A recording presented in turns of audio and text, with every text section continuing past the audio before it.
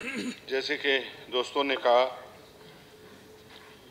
सबसे पहले तो मैं कुद्दूस बिजेंजो को इस अगस्त पे हाउस में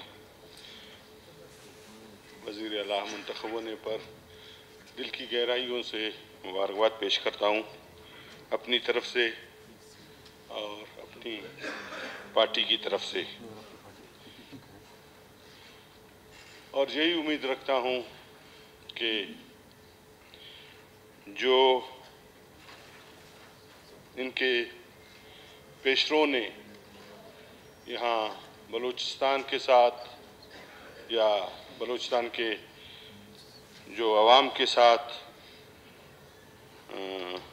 या इस ऑगस्ट हाउस के साथ जो किया या करने की कोशिश की, आप इसके गवाह हैं कि मेरा ख्याल आज मैं 3 साल बाद ये दूसरा दिन है मेरा जो है मैं इस हाउस में आया हूँ। तो इसकी कोई वजह तो होगी कि नहीं तो मैं सबसे सीनियर पार्लियामेंटेरियन मेरा ख्याल इस वक्त मैं हूँ। मैं 88 से जो है मैं जीतता हुआ यहाँ आ रहा हूँ, तो कोई ना कोई वजह तो होगी जिसकी वजह से मैं इस ऑगस्ट हाउस में नहीं आया हूँ, उसकी वजह होगी। बहरहाल जो भी था, लेकिन अब हम इनको दिल की गहराइयों से मुबारकबाद देते हैं और अपनी तरफ से बिल्कुल उनको यकीन दहानी कराते हैं कि हम जो है इनके साथ हर जो अच्छा काम होगा, हर अच्छे काम में, जिस तरह हम सीएम हाउस नहीं गए लेकिन हमने हत्तुल विसा कोशिश की, वफदन फफदन, हर वक्त नहीं, जाम साहब को फ़ोन करके बोलते रहें कि जाम साहब ये जो हो रहा है ये आप न करें, ये नहीं होना चाहिए। मैं भी यहाँ पर चीफ मिनिस्टर रहा हूँ, यहाँ पर मैंने लाइव अपने दोस्तों की जो है वो स्पीचें उस दिन सुनी, वोट ऑफ नो कॉन्फ्रेंस वाले दिन। उनमें से अक्सरियत जो है मेरे वोट न देने के बाद बलूचिस्तान के अवाम ने उन्हें रिजेक्ट किया, वो नहीं आए। लेकिन उनमें से अपोजिशन के मेंबर ज़मरुख खान अचकज़ई यहाँ पर बैठे हुए हैं और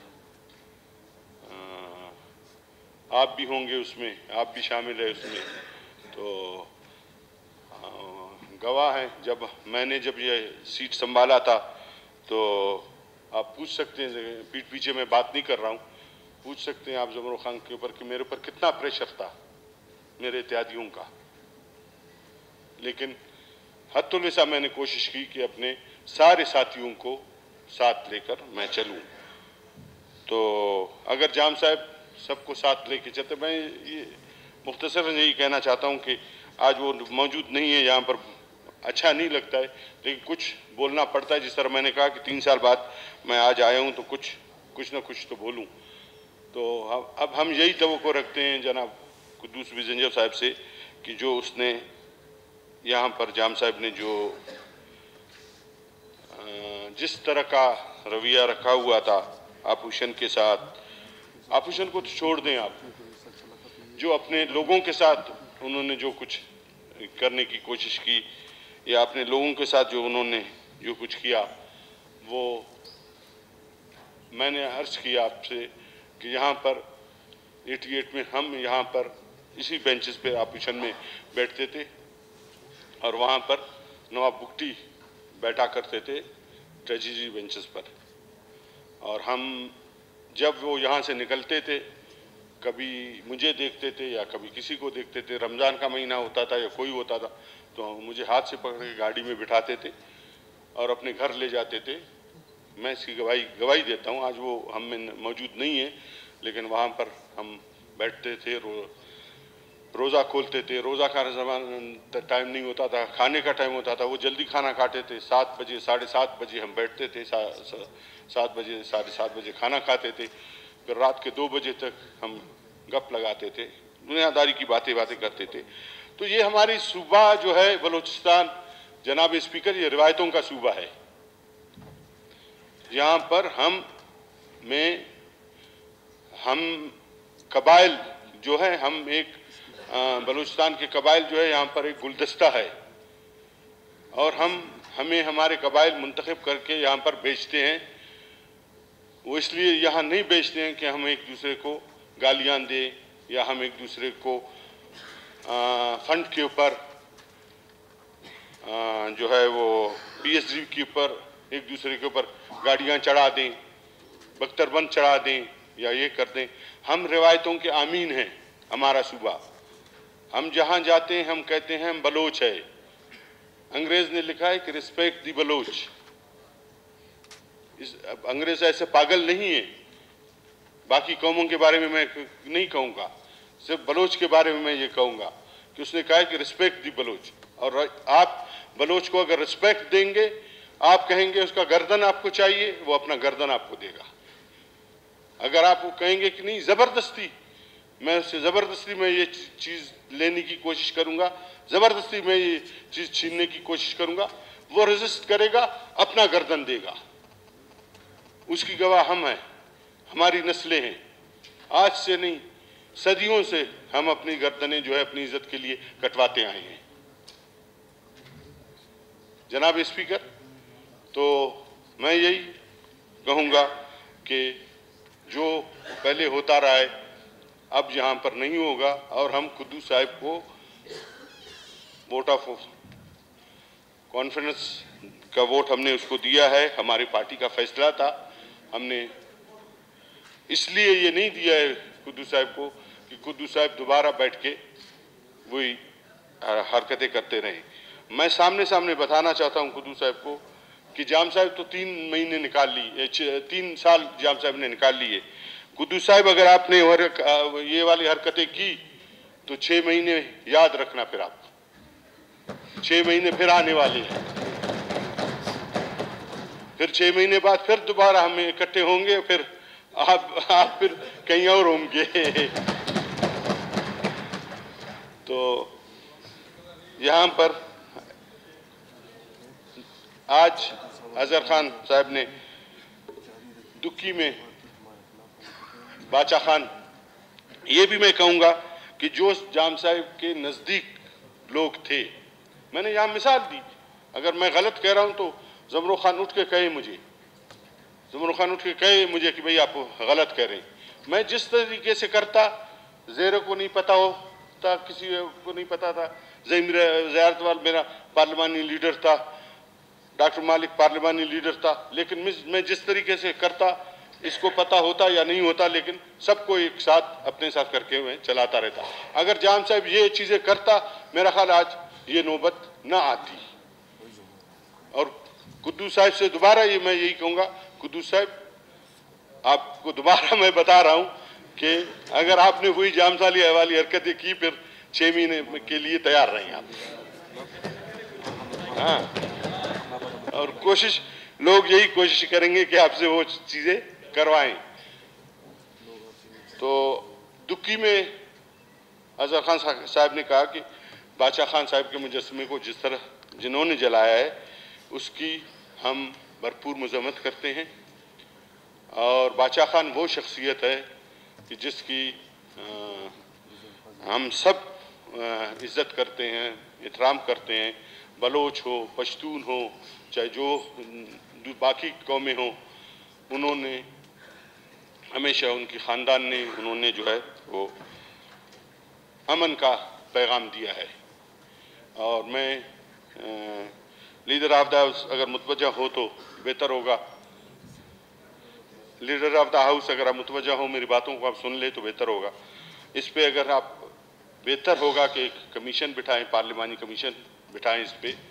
और ये छोटी बात नहीं है, बाचा खान साहब की जो है उसको मुजस्समे को इस तरह जलाना और वो करना। और जो भी आपका होम मिनिस्टर बनेगा उसको फ़ौरन से बेशतर आप टास्क दें और इसकी इंक्वायरी की जाए। और जो बंदा पकड़ा गया है उससे पूछा जाए कि उनके सहूलतकार कौन थे, उनके फैसिलिटेटर कौन थे, उनको किसने सपोर्ट किया है। और ऐसे लोगों को जो है हौसला शिकनी करनी चाहिए।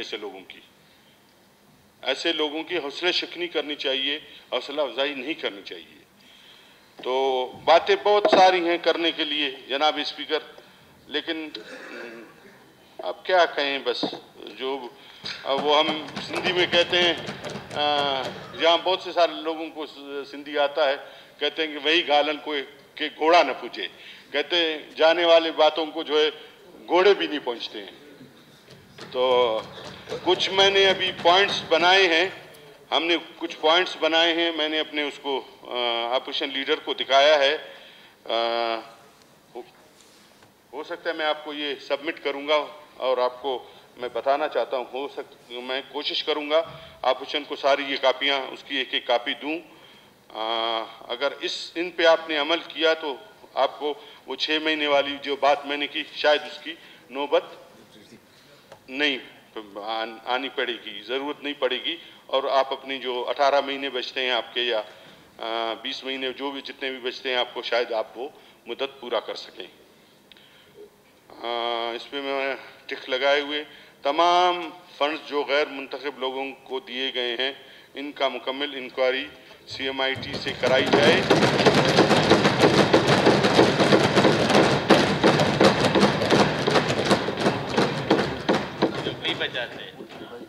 गैर मुंतखब लोगों की बात कर रहा हूँ, आपकी बात नहीं कर रहा हूँ। गैर मुंतखब लोगों की नहीं, मैं गैर मुंतखब लोगों की बात कर रहा हूँ भाई। गैर मुंतखब, आप सुने यार, अगर मैं गलत कह रहा हूँ टैक्स तो बजाए। तमाम जो गैर मुंतखब लोगों को दिए गए फंड, इनका मुकम्मल इंक्वायरी किया जाए CMIT से, और जो मराद दी गई हैं उनको, इनकी मुकम्मल तफसील MPS को बताई जाए, MPS को और इस अगस्त हाउस को बताई जाए। ये मैंने अपने अपोजिशन लीडर को दिखाया है, उन्होंने टिक मार्क किया है उसके। मलिक साहब सही है, आपने टिक बिल्कुल बताई जाए। और जो गैर मुंतखब लोगों ने अफसरान तैनात किए, इनको ख़त्म किया जाए। और इन 3 सालों में उन्होंने जो गैर मुंतखब लोगों के जरिए अरबों के घपले किए, उनकी भी इंक्वायरी की जाए। खुद साहब सुनिए आप प्लीज,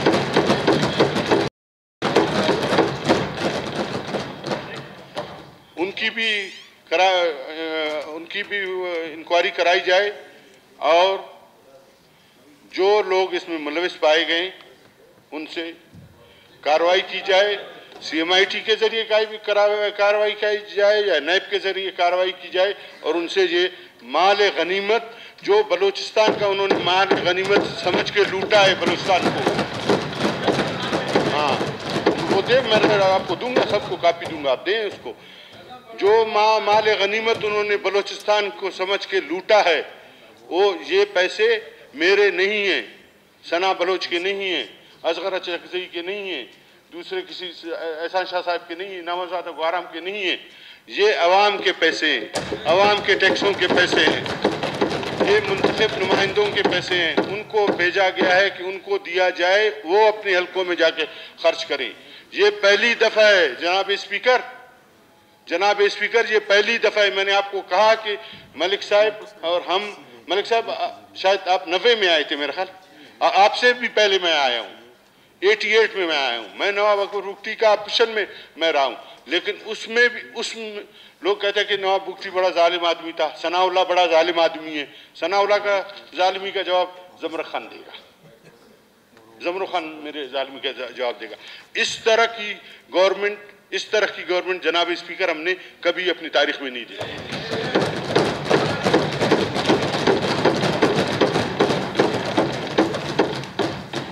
वज़ीर आला हाउस भरा हुआ है लोगों, गैर मुंतखब लोगों से, और जो सिफारिशी लोग हैं।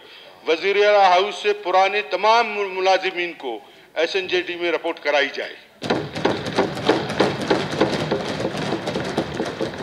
रेवेन्यू डिपार्टमेंट से तमाम सरकारी अराजी जो जाम साहब के दौर में अलाट की गई थी, इसकी इंक्वायरी की जाए।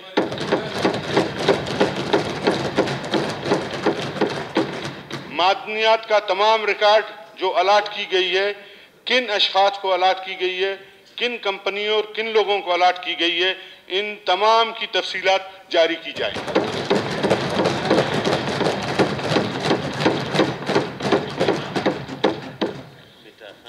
वफाकी हुकूमत, आप लोग बजाएं, काफ़ी है आप लोग मेरे लिए। मैं आपका साथी हूँ।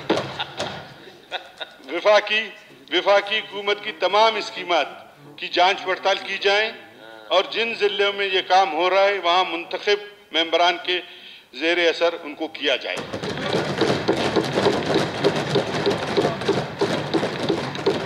कोयटा की ट्रैफिक का मसला अवलीन तरजीह बुनियादों पर हल किया जाए और रेहड़ी बानों को हर इलाके में मखसूस जगह दी जाए, क्योंकि आजकल इतनी महंगाई है जनाब स्पीकर, इतनी महंगाई है कि लोग जो दुकान लगाते थे वो आज रेहड़ी लगाने पर मजबूर है। और ये अहम मसले हैं, इन पे आपकी भी तवज्जो चाहूँगा, कायदे ऐवान की भी तवज्जो चाहूँगा। कोयटा शहर की सफाई के लिए खसूसी इक़दाम किए जाएँ।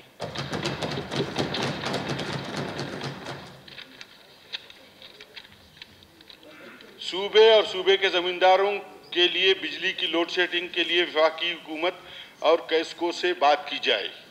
अब मैं इसको यहाँ रखूँगा, अब इसको मैं यहाँ जनाब स्पीकर रखूँगा, कायदे ऐवान से कहूँगा कि यहाँ पर तवज्जो दें। जनाब स्पीकर, कैस्को वो इदारा है, भुट्टो जिसको काबू नहीं सका, जुल्फ़िकार अली भुट्टो। जुल्फ़िकार अली भुट्टो ने इसका नाम वाइट एलिफेंट रखा हुआ था, वाइट एलिफेंट। आप भी रिमोट एरिया से ताल्लुक़ रखते हैं, मैं भी रिमोट एरिया से रखता हूँ, हमारा कोयटा शहर भी रिमोट एरिया से, सना बलोच भी है रिमोट एरिया से, मलिक सिकंदर साहब उससे उड़क से ताल्लुक़ रखते हैं। मैं आपको गवाही देने के लिए तैयार हूँ कि 19 घंटे बिजली नहीं है। इनको कौन हल करेगा जनाब स्पीकर, जनाब कायदे ऐवान? आपसे मैं पूछना चाहता हूँ, आपके आवारान में आप बताएंगे मुझे बिजली की क्या पोजीशन है वहां पर? नहीं है ना? आपके तो मेरा ख्याल वो जनरेटर है, मेरा ख्याल जनरेटर है वहां पर। वो जनरेटर भी 4 घंटे आपको बिजली देते हैं, और जहां पर बिजली है वहां पर भी आपको 2 घंटे से 3 घंटे से, और वो इस तरह चलते। मैं खुजदार की आपको बात करता हूं, मीरा रजान आप सुने ये बात मेरी, आपको तो वैसे आपके इलाके में बिजली नहीं है, आ गई है। बहरहाल शुरुआत मेरे ज़माने में हुई थी, वो मेरे ज़माने में शुरुआत हुई थी, लेकिन मैं वहाँ जनरेटर जलाकर सोता हूँ खुशदार में अपने घर में। वो आपका पंखा चलता है हेलीकॉप्टर की, उसके पंखे का, हेलीकॉप्टर तो तेज, एक दफ़ा तेज हो जाता है तो हो जाता है।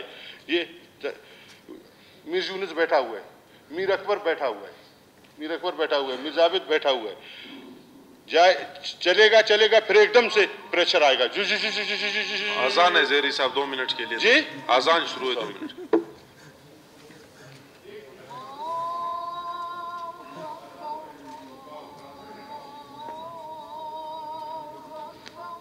लूंगा आपका जनाब स्पीकर, उससे ज़्यादा आपका शुक्रिया। जनाब स्पीकर, कैस्को की मैंने बात की, उसके पे ज़्यादा मुझे बोलने की ज़रूरत नहीं है।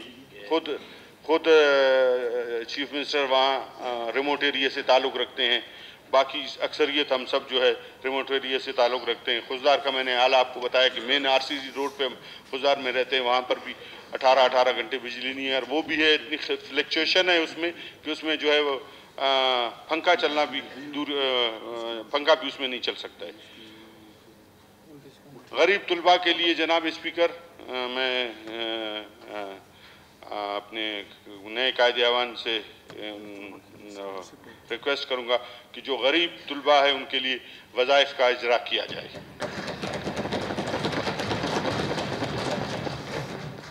सूबे के तमाम प्रोजेक्ट डायरेक्टर्स को तब्दील किया जाए जो सिफारिश पे लगाए गए हैं,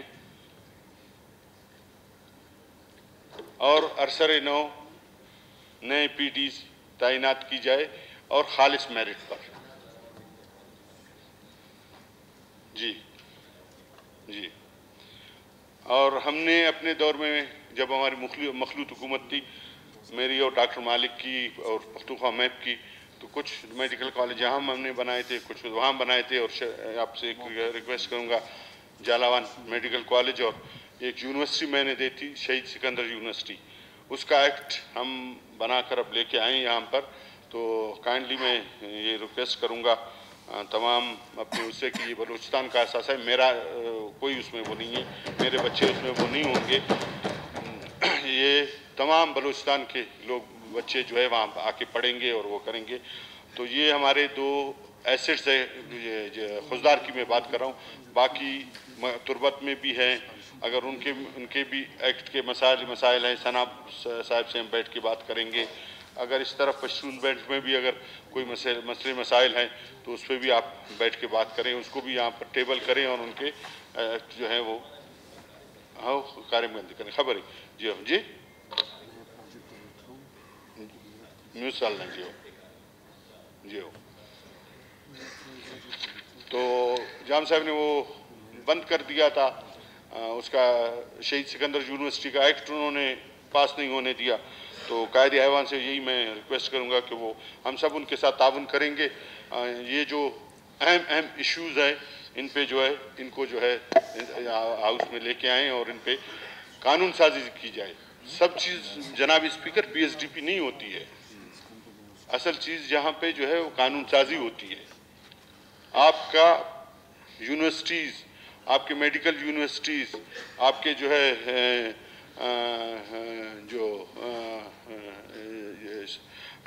सिकंदर यूनिवर्सिटी है या तुर्बत मकुरान यूनिवर्सिटी है, लोरलाई यूनिवर्सिटी है, जब तक आप इनको यहाँ नहीं लाएंगे, हाउस में यहाँ पर नहीं लाएंगे, उनके जो एक्ट है उनको आप पास नहीं करेंगे, तो उस वक्त तक वो बिल्डिंग उनके इसी तरह खड़े रहेंगे, लेकिन वो अनकम्प्लीट रहेंगे और उनमें तालीम नहीं होगा। तो ये ज़रूरी चीज़ें मैं गोशगुजार कराना चाहता हूँ कि इन चीज़ों पे हमें तवज्जो देनी होगी और इन चीज़ों पे हमें वो करना होगा। PSDP मिले या न मिले उसका अल्लाह मालिक है, बोले अल्लाह मालिक है, वो कर लेंगे, बराबर कर लेंगे उसको। तमाम हड़ताली मुलाजमीन, यंग मुलाजमीन, डॉक्टर से मुलाकात करके इनके जायज़ मुतालबात हल किए जाएँ। आखिरी तजवीज़ मेरी ये है कि हम सब मिलकर सूबे और आवाम की खिदमत करें, एक दूसरे का एहतराम करें, गैर ज़रूरी अखराजात से और अखराजात अपने सूबे पर न डालें। जो भी हमारा वज़ीर आला हो इसकी हद से ज़्यादा मदद करें, अगर वो गलत ट्रैक पे न जाए। समझ रहे हैं आप? अगर वो गलत ट्रैक पे न जाए तो हम उनकी इंशाअल्लाह भरपूर ताउन करेंगे, उनके साथ भरपूर उनकी मदद करेंगे, ताकि गैर जमहूरी कुव्वत इससे फ़ायदा न उठाएं और जो ज़रूरी फैसले हो वो जैसे अभी मैंने कहा वो काबीना में ले जाएं और काबीना की मंजूरी के बाद फिर जो पार्लियामेंट में लाने वो पार्लियामेंट में लेके आएँ और जो काबीना जो काबीना में अगर पास होते हैं तो वो काबीना के ज़रिए उनको किया जाए। तो इन्हीं अल्फाज के साथ जनाब स्पीकर, कहने को तो बहुत कुछ था, बस अभी क्या बाकी लोगों ने हो गया, अजान भी हो गया, नमाज भी पढ़ना है। तो इन्हीं अल्फाज के साथ फिर मैं दोबारा अब्दुल कुद्दूस बिजंजा साहब को दिल की गहराइयों से, अपनी तरफ से, अपनी पार्टी की तरफ से, अपने दोस्तों की तरफ से, अपने लोगों की तरफ से, अपने साथियों की तरफ से दिल की अता गहराइयों से एक बार फिर मुबारकबाद पेश करता हूँ। थैंक यू, अल्लाह हाफ़िज़। नवाब ज़हरी साहब